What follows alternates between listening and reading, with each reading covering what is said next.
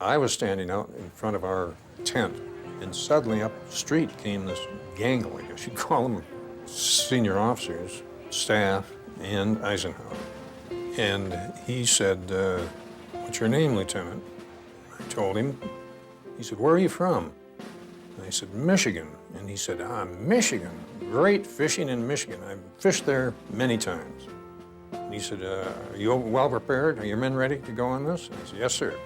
"Have you received all of the plans properly and you're well equipped?" I said, "Yes, sir, we're all set to go." And a couple of the men yelled in the background at that time, "Don't worry, General, we'll take care of it." With North Africa secured and the Mediterranean open to Allied shipping, Marshall and Eisenhower sought to make France the next target. But Churchill and his generals again insisted on delaying the ultimate battle versus the Nazi war machine in Europe. And Churchill once again won Roosevelt's endorsement. The next stop was Sicily, where victory came easily, but Allied mistakes let the main German army escape. Then it was on to Italy, where German troops put up a fierce defense. And Marshall took his paper and pencil, and the president started dictating to Stalin. The decision has been made for General Eisenhower to take immediate command of the forces in England and to head the invasion or something to that effect. And that's the first Marshall knew that the president had made the decision.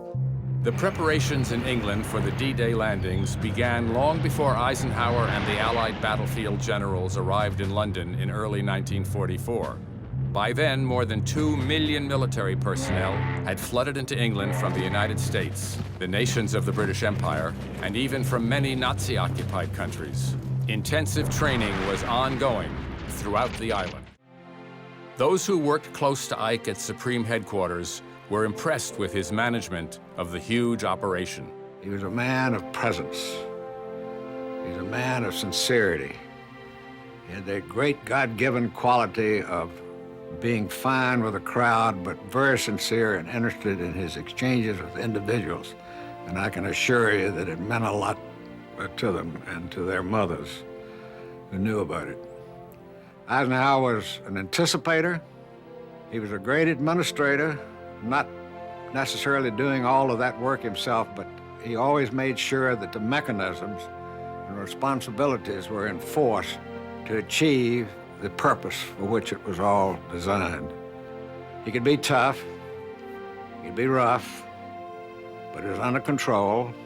He never, ever looked downtrodden or below the line. There was just something magnificent about the way he looked and exuded when he got around people. You couldn't think about defeat or marching back home. You knew there was hope in the corpus.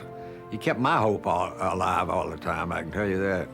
The Supreme Commander also committed himself outside headquarters to regular visits with the troops, watching their training and otherwise staying closely connected to those who would soon do the fighting and the dying.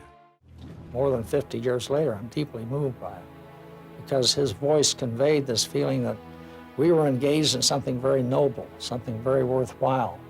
We weren't just going over there to kill people, we were going to liberate the whole continent of Europe. Once the Allied forces had secured the invasion beaches, there was the expectation that a breakout would quickly happen. But it did not, and the Americans blamed Monty's cautious leadership. The breakout finally did happen in midsummer, and in early August, Paris was liberated. The advance continued rapidly toward Germany.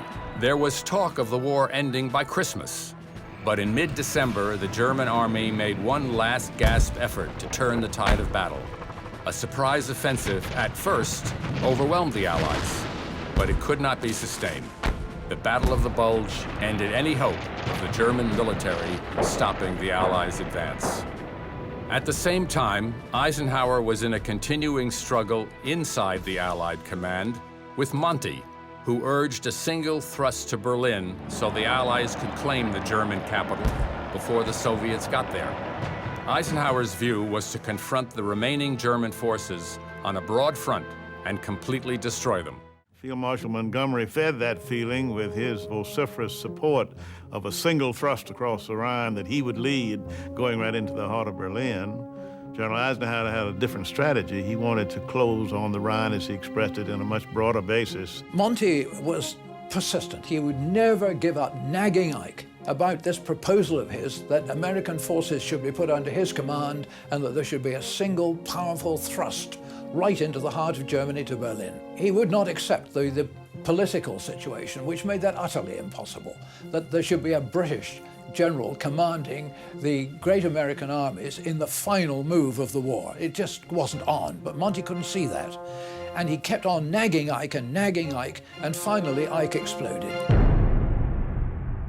Ike finally decided that the time had come when either he or Monty must go.